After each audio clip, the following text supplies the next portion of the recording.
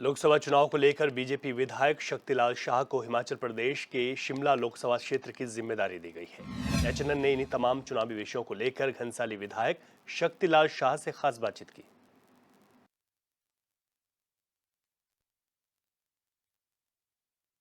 लोकसभा चुनाव में भारतीय जनता पार्टी के तमाम वरिष्ठ विधायकों की ड्यूटी अन्य राज्यों में लग रही है।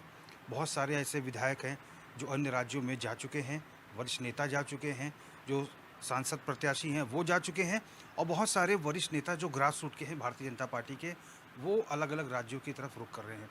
हमारे साथ इस समय भारतीय जनता पार्टी के वरिष्ठ नेता और घनसाली विधानसभा क्षेत्र से विधायक शक्तिलाल शाह जी मौजूद हैं।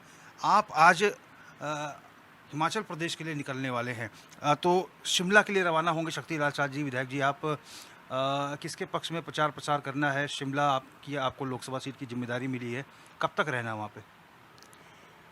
मैं 27 अप्रैल को चले गया था। सिलाई विधानसभा पड़ती है सिरमौर ज़िले के अंदर। उस सिलाई में मुझे जिम्मेवारी मिली है। बहुत अच्छा रुझान है जनता का। मोदी जी के प्रति बहुत अच्छा एक सकारात्मक सोच है। अब वहाँ पे कांग्रेस की सरकार, इस समय सरकार के बुरे हाल हैं। उन्होंने वहाँ पे जो वायदे किए वो पूरे नहीं किए। लोग चिल्ला चिल्ला के हमारे पास कह रहे हैं, और मुझे लगता है कि कहीं कोई दिक्कत नहीं है। सरकार की 2 साल की जो सरकार चली उनकी वहाँ पे कांग्रेस की, और उन्हीं कामों को लेके हम जनता के बीच जा रहे हैं कि 5 साल बनाम आप देखिए क्या हालत है आपके। वहाँ पे उन्होंने, जनता ने पिछली बार महिलाओं को कह दिया कि आप हमें वोट करो, हम आपको 1500 रुपये देंगे। फॉर्म भरे गए चुनाव से पहले, लोग विधानसभा से पहले, एक माता को भी 1500 रुपये नहीं दिया गया। बहनों को ठगा गया वहाँ पे, मेरी बहनों को। बड़ी बहनें वहाँ पे चिल्ला चिल्ला के कह रही कि मोदी को ही हम वोट करेंगे। तो मुझे कोई दिक्कत नहीं। सुरेश कश्यप जी वैसे अपने में बहुत बड़े चेहरे हैं। हिमाचल प्रदेश के पूर्व अध्यक्ष रहे और अभी दूसरी बार सांसद बनने जा रहे हैं। मुझे जिम्मेवारी मिली है, मैं पार्टी का धन्यवाद करना चाहता हूँ। मुझे बहुत अनुभव होते हैं। मैं पिछली बार मैं कुसुम्पटी विधानसभा में था। विधानसभा के टाइम पे मैं पच्छाद में रहा। इस बार मैं विधानसभा सिलाई में हूँ। हमारा वहाँ पे विधायक नहीं है। बहुत हमारे 200-250 वोटों से हमारे विधायक वहाँ पे रह गए थे। बलदीप तोमर जी, वो बड़ी मेहनत कर रहे हैं, सब लोग लगे हैं, और हमें लगता है कि हम बहुत अच्छे मतों से सुरेश कश्यप जी को वहाँ पे जो है भारतीय जनता पार्टी के पक्ष में वोट कराने में काम करेंगे। रवानगी कब है आपकी और कब तक रहेंगे? दरअसल में मेरे परिवार में मेरी बड़ी भाभी की डेथ हो गई थी, तो मुझे 2 दिन के लिए गाँव आना पड़ा। कल 13वीं थी। कल 9 बजे हमने उनका, जो हमारा एक हिंदी रीति रिवाज के तहत जो एक पितृ विसर्जन का कार्यक्रम होता है, वो लिंगवास का कार्यक्रम किया। 9 बजे मैं घर से मूव करा था, और कल शाम को मैं 7 बजे यहाँ पहुँचा। अभी तैयार बैठा हूँ। 1 घंटे बाद मैं यहाँ से मूव कर रहा हूँ। विकास नगर गाड़ी आएगी वहाँ से, यहाँ से मैं अपनी गाड़ी से मूव कर रहा हूँ, और शाम को मैं 6 बजे करीब सिलाई पहुँच जाऊँगा। कल से मेरे वहाँ पे कार्यक्रम लगे, और हम वहाँ पे पार्टी के लिए काम करेंगे। समय कोई नहीं, कब तक रहना है? अब मुझे 27 अप्रैल को शिमला में मीटिंग हुई थी। 28 को मैं सिलाई में चले गया था। आऊँगा 30 तारीख को। हो सकता है कि वोट डलवाने के बाद आओ, वहाँ मतदान बढ़ाएंगे, लोगों पे जाएंगे। वहाँ तो हमारा जो राज्य है वो भी पहाड़ी राज्य है। हिमाचल और अपना उत्तराखंड बिल्कुल बहुत ज़्यादा वो दिक्कतें नहीं हैं हम लोगों को। बहुत सिंपल से लोग हैं, बहुत अच्छे लोग हैं, बड़े सज्जन लोग हैं, बड़ी मान प्रतिष्ठा वाले लोग हैं। और ये ज़रूर है कि थोड़ा वो लोग बिजी ज़्यादा हैं, क्योंकि उनके अपने कारोबार होते हैं। आजकल लहसुन का काम चल रहा है उस क्षेत्र में लोगों का, फिर ये कनक भी निकाल रहे हैं, तो आजकल बिजी तो हैं, लेकिन बहुत अच्छा रुझान है। कोई दिक्कत नहीं है। मोदी है तो मुमकिन है। हम फतेह कर रहे हैं। उत्तराखंड के अंदर भी हम 5 की 5 सीट जीत रहे हैं। मुझे तो लगता है कि सबसे ज़्यादा वोटों से जीतने का काम अगर जहाँ होगा उत्तराखंड के अंदर, मुझे लगता है महारानी जी सबसे ज़्यादा वोटों से जीत रही है। ऐसा मेरा अनुभव है, कि क्योंकि मैंने देखा, मैं आपके सारा जनपद टिहरी में कई जगह मेरी भ्रमण हुई है। मैं मीटिंगों में बराबर जाता रहा। फिर मैंने कैंपेन का काम तो अपनी विधानसभा में देखा, तो लोगों के प्रति बहुत उत्साह है। मोदी जी के प्रति लोगों का उत्साह है। मोदी हमारे नेता हैं। फिर हमारे 2 साल के अनुभव हमारी सरकार उत्तराखंड के अंदर भी हो गई, तो अपने आदरणीय पुष्कर धामी जी का भी बहुत कुशल नेतृत्व है, उनका भी अच्छे काम हैं। फिर हम लगे हैं, सारी हमारी पूरी टीम लगी है। फिर हम भारतीय जनता पार्टी के लोग हैं, हम चुनाव की प्रतीक्षा नहीं करते, हम 24 घंटे चुनाव के लिए तैयार रहते हैं। अभी इसके बाद हम तुरंत आएँ तो निकाय के चुनाव का भी साइज शंखनाद होने वाला है, तो मुझे लग जाएंगे। तो मुझे कोई दिक्कत नहीं लगती। अच्छा होगा, बहुत अच्छे मैंडेट के साथ हम सरकार बनाएंगे। मोदी जी तीसरी बार प्रधानमंत्री के रूप में शपथ लेने वाले हैं बहुत जल्दी। 20 जून से पहले पहले हमारी शपथ समारोह भी हो जाएंगे, और ईश्वर ने चाहा तो अच्छा चलेगा, क्योंकि हम भारतीय जनता पार्टी के लोग, हम जो कहते हैं वो करते हैं। ईमानदारी हमारा मुख्य हथियार है, पारदर्शिता हमारी पहचान है और एक दृढ़ संकल्प के साथ हम जनता के बीच जाते हैं। विधायक जी, आप लोग लोकसभा चुनाव में इस बार उत्तराखंड में आप लोगों को विधायकों को संयोजक बनाया गया अपनी अपनी विधानसभा का, अनुभव कैसा रहा इस बार? देखिए, मैं 91 से भारतीय जनता पार्टी का कार्यकर्ता हूँ। हमने वो कालखंड भी देखा जब हम चिल्लाते थे, लोग हमारा ठड्डा लगाते थे, लेकिन हमने सब कुछ दिखा दिया। मैंने कहा ना कि हम अपनी इच्छा शक्ति के साथ जनता के बीच जाते हैं। हम 1991 के दशक में कहते थे रामलला हम आएंगे, हम कहते थे हमारी सरकार बनेगी तो जम्मू कश्मीर के अंदर से 370 समाप्त होगी। हमने करके दिखा दिया। मैं तो बधाई देना चाहता हूँ उत्तराखंड के यशस्वी मुख्यमंत्री जी को कि हम यूसीसी भी उत्तराखंड के अंदर से हमने सदन में पास करा कर भेज दिया और पूरे देश के अंदर यूसीसी आने वाला है। हमारा वन नेशन वन इलेक्शन, हमारी जितनी मैनिफेस्टो में जो होता है, हमारा संकल्प पत्र जो होता है, हम जब उसमें जो चीज़ें लिखते हैं उसको हम धरातल पर लाने का काम भी करते हैं। यही हमारे जीतने के भी फंडे हैं, यही हमारी जनता के बीच जाने के माध्यम है और यही हमारे जीत के मंत्र हैं कि हम जो कहते हैं वो करते हैं। उत्तराखंड के भी दो महत्वपूर्ण निर्णयों को या फिर मांगों को शामिल किया गया है। यूसीसी का मसला हो तो संकल्प पत्र में कहा गया पूरे देश में इसे लागू किया जाएगा। नकल विरोधी कानून उत्तराखंड में आया और आपके जो केंद्रीय जो आपका संकल्प पत्र बनाया उसमें नकल विरोधी कानून भी पूरे देश में लागू होगा। मानते हैं कि उत्तराखंड की बातों को संकल्प पत्रों में जगह मिली है? बिल्कुल मिली है। हम यहाँ नकल विरोधी कानून लाए, मोदी जी ने एक्सेप्ट किया। हम देवभूमि के लोग हैं, हम देवभूमि के लोग हैं। हम जो कहते हैं उस पर विश्वास रखते हैं, हम जो कहते हैं वो करने की क्षमता रखते हैं, हम जो कहते हैं उसको जो है जनता के सामने इम्प्लीमेंट करके भी दिखाते हैं। इसलिए खैर मोदी जी के नेतृत्व के आ रही है। उत्तराखंड बहुत छोटा सा स्टेट है, लेकिन ये जरूरी है कि हमारी सोच को ये स्पष्ट करता है कि हमारी जो सोच है उस सोच के अनुकूल पूरे देश को आज ज़रूरत है। इसलिए हमारे सेंटर के संकल्प पत्र में भी इन चीज़ों को जो है इंक्लूजमेंट किया गया है, ये कारण है। अच्छा, अभी एक बहुत चर्चा का विषय बना है, पीएम मोदी ने जो कहा कि कांग्रेस की आएगी सरकार तो आर्थिक समीक्षा करेगी, वो लोगों के पैसों की, संपत्ति की, सोना जब्त किया जाएगा। आपको लगता है कि कांग्रेस की मंशा इस प्रकार की है? कांग्रेस कह रही है हमारी ऐसी कोई मंशा नहीं है, प्रधानमंत्री जो है दुष्प्रचार कर रहे हैं हमारे खिलाफ।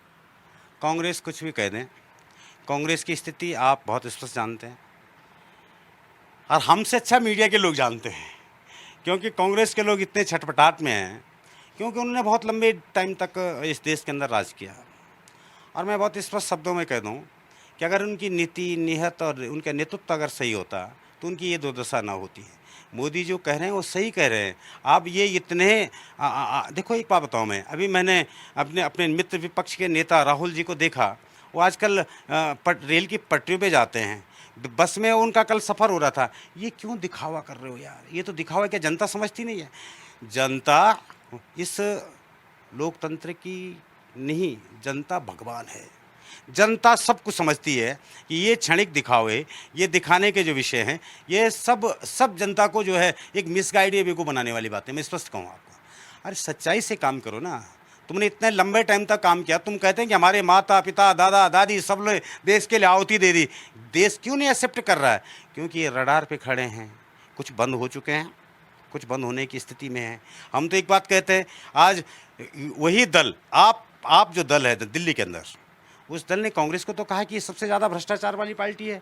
इन्होंने तो कहा ये कांग्रेस ने देश को लूट लिया। मैं स्वर्गीय शीला दीक्षित जी को प्रणाम करना चाहता हूँ, वो मित्र विपक्ष की थी। सबसे ज़्यादा विकास उस दिल्ली के अंदर शीला दीक्षित के समय पे हुआ। उन्होंने उन पर भी कहा कि शीला दीक्षित ने पूरे दिल्ली को खा दिया, बर्बाद कर दिया। सब कुछ कहने के बाद आजकल लोही चोली एक दामन बना दिया। क्या ऐसी स्थिति बन गई थी अरविंद जी के पास? कौन सी ऐसी परिस्थिति बन गई थी मित्र विपक्ष के पास? कुछ नहीं। ये छटपटाहट है, ये छटपटाहट जनता को लूटने की, जनता को बर्बाद करने की। लेकिन जनता सब समझती है।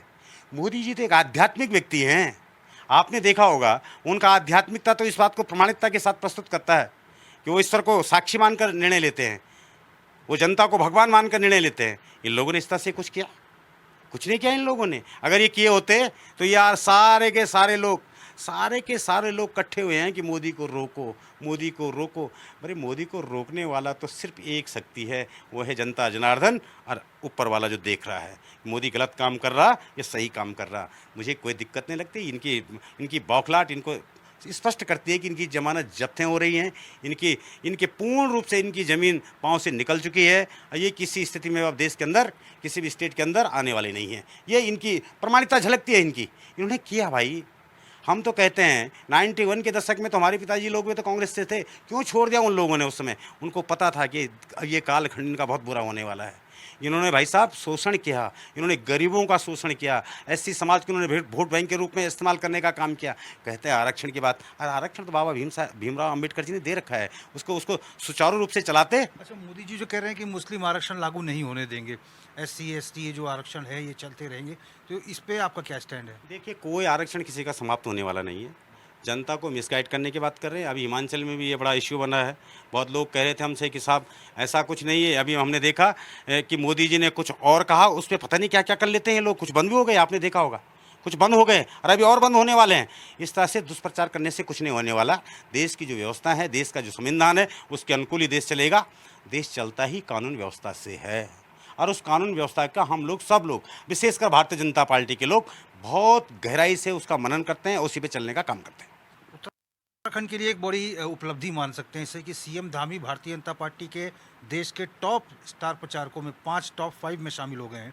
हाईकमान उनको पूरे देश में भ्रमण करवा रहा है, जनसभाएं सीएम धामी की हो रही हैं, उनकी लोकप्रियता बढ़ी है, उनकी मांग हो रही है पूरे देश से कि हमारे प्रत्याशी के पक्ष में प्रचार करने आए। किस रूप में देखते हैं उनकी इस उपलब्धि को? मैं तो धामी जी को बधाई देना चाहता हूँ कि निश्चित बहुत ही छोटी सी उम्र में बहुत अच्छे काम कर रहे हैं। उन्होंने काम किए हैं। मात्र चुनाव से पहले तो 6 महीने वो सरकार में रहे, सिर्फ उन्होंने कैंपेन किया है, जनता के बीच गए हैं, कहा हमें वोट दो, हम सरकार बनाएंगे, आगे हमारे जो आधा अधूरे काम उनको पूरा कर भी रहे हैं और यही लोकप्रियता उनकी आगे बढ़ रही है। हमारी बहुत बहुत शुभकामनाएं। धामी जी अपने में एक बहुत कुशल नेता हैं और लंबी रेस के घोड़े हैं, ये मैं आपको कह देना चाहता हूँ। निश्चित मैंने कहा नई ऊर्जा है, नई सोच है, नई तरंग है, तो नई चीज़ तो नई होती है। तो अपने में धामी साहब अपने में बहुत एक गंभीर व्यक्ति हैं, बहुत सोच समझ के निर्णय लेने वाले व्यक्ति हैं, बहुत सोच समझ कर अपनी बात को रखने वाले हैं, इसलिए उनकी लोकप्रियता बढ़ी है, लोग उनकी डिमांड भी कर रहे हैं।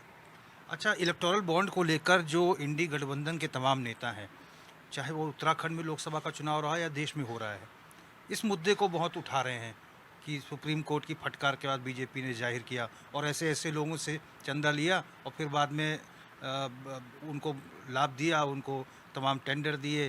कोविडशील्ड वैक्सीन जो है उसने भी इलेक्टोरल बॉन्ड खरीदा और इसके साथ ही जो मान सप्लाई करता, बीफ सप्लायर से भी उन्होंने इलेक्टोरल बॉन्ड खरीदवाया, फिर उनसे चंदा लिया।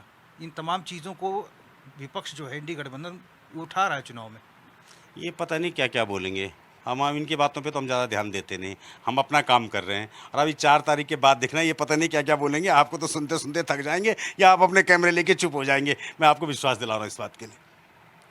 कांग्रेस या फिर इंडी गठबंधन ज़्यादा उत्साहित नहीं, क्योंकि राहुल गांधी के लगातार सोशल मीडिया पे बयान आ रहे हैं कि मोदी जी हार रहे हैं चुनाव, मोदी जी चुनाव हार रहे हैं, मोदी जी प्रधानमंत्री नहीं बनेंगे, राहुल गांधी कह रहे हैं। हमने कहा ना 400 पार, ये तो 4 को दिखेगा। ये कितना चिल्ला लें, ये कितने बौखला लें, ये कितने एलिगेशन हमारे ऊपर लगा दें, ये सब जनता समझती है। जनता अपना निर्णय दे रही है धीरे धीरे। अभी मेरे ख्याल कितना तीसरा चरण का हमारा है, चौथे चरण का हो चुका है, तीसरा चरण का हो चुका है। जनता अपना मैंडेट भारतीय जनता पार्टी के पक्ष में कर रही है। हमने देश के अंदर बहुत खुले मन से बड़े काम करने का दावे किए हैं, वो प्रत्यक्ष प्रमाण है और उसी प्रत्यक्ष प्रमाण का लाभ हमको मिल रहा है। अच्छा, हिमाचल में आप जा रहे हैं शक्तिलाल शाह जी, विधायक जी, हिमाचल में क्या स्थिति है, कैसा माहौल देखने को मिल रहा है? एंटी इनकम्बेंसी है कांग्रेस सरकार के खिलाफ? देखिए, वो तो स्वाभाविक होती है, लेकिन अच्छे काम हो तो नहीं भी होती है, लेकिन वहाँ ज़्यादा है। क्योंकि वहाँ आपने देखा होगा, अभी एक चुनाव हुआ था असेंबली का, उसमें आपने देख लिया होगा, वहाँ तो बुरे हाल है। वहाँ तो भगवान न करे यार, मैं बहुत स्पष्ट कह दूँ, 4 जून के बाद दोनों सरकारें बनेंगी। हमारी हिमाचल में भी सरकार बनेगी और सेंटर में भी हमारी सरकार बनेगी। धन्यवाद शक्तिलाल शाह जी। बहुत बहुत धन्यवाद आपका। तो हमने बात की भारतीय जनता पार्टी के वरिष्ठ विधायक शक्तिलाल शाह जी से। आप हिमाचल प्रदेश के लिए रवाना होने वाले हैं कुछ ही देर में और वहाँ पर भारतीय जनता पार्टी के पक्ष में प्रचार प्रसार करेंगे। जब तक हाईकमान इनकी ड्यूटी वहाँ पर निर्धारित करेगा, तब तक हिमाचल में रह के ही पार्टी का झंडा डंडा बुलंद करेंगे। और शक्तिलाल शाह जी का साफ तौर पर कहना है कि 400 की जो बात कही गई है, ये प्रमाण निकल के आएगा। 4 तारीख को जो है नतीजे जो है इसी के अनुसार आने वाले हैं। HNN 24/7 के लिए अपने कैमरा पर्सन हरीश भट्ट के साथ में रोहित विक्रम सिंह, देहरादून।